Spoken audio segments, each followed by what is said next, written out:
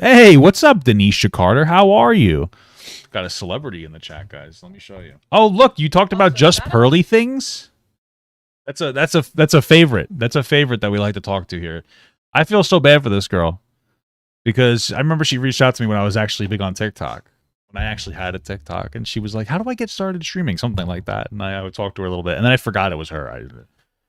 I just knew that she was Angry Reaction's girlfriend, and now 2 years or 3 years later, she's just devaluing women for their looks. So unfortunate. It's so unfortunate. I know, it's so sad. So sad. Hey, Papa Gut. I've had cancer for a while now, so I didn't get in the stream, but I'm getting better. Well, that's good. That's very good. I'm happy that you're working through your cancer, brother. That shit's fucking rough. So keep a positive spirit. Keep a positive spirit, because that could be the big difference between like success and fucking failure, brother. The real thing. People die of a broken heart. Stay strong. Stay strong. Yeah, she did. She's not a bad person. I feel, you know what it is? I feel like if you look at her YouTube. So here's the problem. It's like, I need to get a new fucking keyboard. Sorry. I have anger problems. Well, maybe, I don't know. I'm getting pissed off. I have a keyboard. Every time I knock into it, it breaks. Like, pieces fly off. It's fucking irritating. I have like 6 times during the stream. Anyway, if you look at her content, I think this is pretty standard for a lot of content creators. She does all Manosphere. If she ever deviated from Manosphere content, her career's over. It's terrible for her. She's got nothing else. I don't think that she's gonna last too long, though. Honestly. I watch your videos while I'm in bed. I love your corny jokes. Thank you so much. I'm not gonna take that as an insult. I'm gonna take that as a compliment. I'm gonna take that as a fucking compliment. I'm gonna watch your video now live on stream because you popped in the chat. All right, let's see.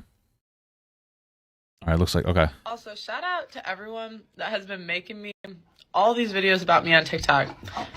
I get to do my dream job every single day. Bro, there's no way. And I watched the video. I actually reacted to it on my secondary channel from JustPearlyThing, where she's like, the whales came after me. And if you watch that video all the way through, I don't know if I can find it. She posts a lot of like shorts and stuff.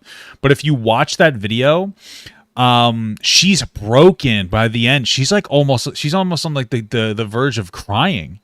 It's so sad. So, like, this isn't her dream job. It's everybody's fundamentally a dream job to be, like, famous on the internet and make money off of it. But it's eating at her mental health. And as she gets older, I don't think that she's going to be able to put up with basically just disrespecting women as her entire platform. You crazy people are the ones helping me do it. So, shout out to you. Whoa. Sorry, I'm going to interrupt you. Somebody said, so your reasoning she's not a bad person is because she got pigeonholed herself into the category of the content. That's a dumb take. It's not a dumb take to be a person. Come on.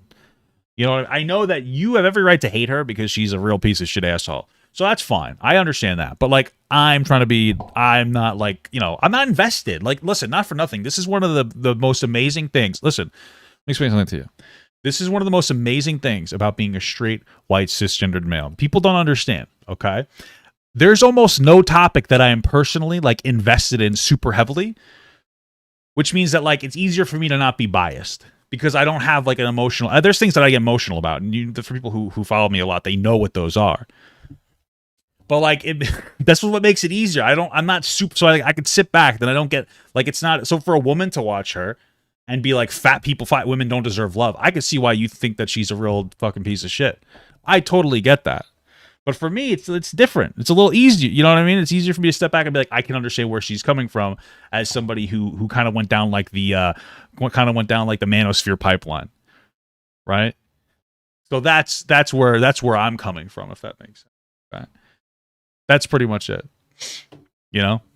And she's right. The reason I didn't respond to her video about women over 300 pounds being ugly was because she wanted attention. It was inflammatory. She always wants attention. And it went viral. The reason I didn't post a video giving my opinion on Brit Barbie despite being asked was because she wanted attention. Which one is Brit Barbie? Is that period? Period.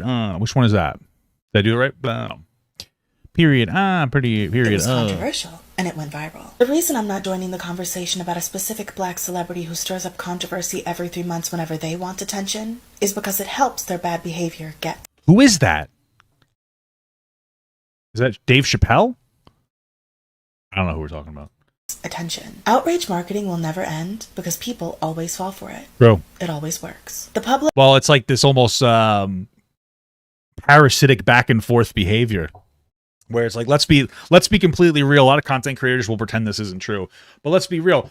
When JustPearlyThing makes her content, it gives other people content to make off of. And so they almost enjoy to have somebody to go look at that fucking idiot. Everybody does. And Pearl believes the same about her content. She gets to look at some people and just feel the same way. Let's be honest, like I engage in that too. I care about what I make content. Like when I speak out against her, I care about what I'm saying, and I'm hoping people will watch it and be like, oh, I get where you're coming from. But the reality is that it's like, it gives good content for people that's like, oh, I get to talk about something. It's just the truth, bro. Really is just the truth. Public is a slot machine of free money because it can never control its emotions. As content creators, especially large ones, we are constantly caught... Come on, I know I'm fat, but you don't have to say that. Between attacking and defeating problematic rhetoric or behavior, which simultaneously platforms it, or ignoring it, not boosting it, but allowing it to exist on its own. And it's a tough spot to be in. I get it. I know it. I have a system that helps me decide what I'm going to respond to or ignore. I get that. I like to talk about manosphere shit, though, because I feel like it makes young men shitty, worthless men, unfortunately. That's one of the reasons why I enjoy talking about, like, manosphere fundamentally. I really enjoy... I hope that, like, I can point some young men in the right direction when they look at it and go, like, see? Because there's a lot of young men who are just feeling disenfranchised by the world, and, you know, and they gravitate towards people like JustPearlyThing because, like, JustPearlyThing, you know, speaks their language of, like, I'm oppressed in some capacity. And then you kind of get pulled into, like, the vortex of souls there when it's like, yeah, you know, the solution is much simpler and doesn't necessarily require hating women and berating fat women just to make you feel better. You know what I mean? Because sometimes, like now, I do respond. But going into next year, I want us to undo the system hacking that provocateurs have done, which is in essence knowing they can piss people off whenever they want to and garner infamy and money from it without fail. And we are going to undo that by either no longer giving attention to things that are clearly cries for attention, i.e. not letting things that are upsetting you on purpose upset you, or by giving attention because sometimes it's necessary, but only with a purpose and a time limit, i.e. responding to someone or something one time, but afterwards anything else they do, we completely ignore. That makes sense. That's a good point. That's a very fair point, actually. Because there are some content creators who will just really, like, desperately try to elongate interactions, you know, just for that attention. I get that. I made multiple videos about, like, the same topic, so I guess I'm kind of like a victim of the back and forth a little bit too. But that's a good point. Yeah. Like, make your, like, one stance on it and then kind of, like, move forward. I understand that. Well, it makes sense. The reason that virtue signaling and pandering and rage baiting are so easy is because the scripts are simple. That means we should be able to identify them by now and know better. People having conversations or sharing opinions that happen to piss people off is very different from having a conversation or sharing an opinion to piss people off. True. And they are displayed in very different ways. Attention is currency. 2023, let's spend it more responsibly. That's a good point. Because and that's what the biggest thing about the manosphere. It's like they say, we're just speaking facts, bro. We're just speaking facts, and you don't want to admit it. It's not that you're speaking facts. You're trying to be antagonistic, right? So when she said fat women don't deserve love, she's not having a nuance. Like, she doesn't have a controversial take that's like a hard pill to swallow. She's just being kind of a bitch, right? But if she said, hey, if you're, you know, let's be honest, if you lose weight, it'll make it easier for you to find a partner. That is like a non-disrespectful, reasonable take that, like, yeah, if you weren't so heavy, it would make your life like a little bit easier. Honestly, it's just the truth. That is something that might spark a little, though nobody's gonna really give a shit, but that's something that's like a little bit, could be a hard pill to swallow, especially for fat people. I'm fat myself, you know, so I could say whatever I want. But it's not disrespectful. It's just a blunt take versus what she's doing where she's like, fat people need to die. And then, of course, it's just like, no, they don't need to die. You know, that's where that whole fucking thing comes from. Everyone, thank you so much for watching. And a special shout out to all my Patreon patrons, my YouTube members, and my Twitch subs. If you'd like to learn how you can contribute even more than you already are by simply watching the video, you can check the links down below, which will unlock a special feature depending on the platform that you subscribe to, such as Patreon here that will get your name right here on this wall. Thank you so much, guys, again for watching, and have a good one.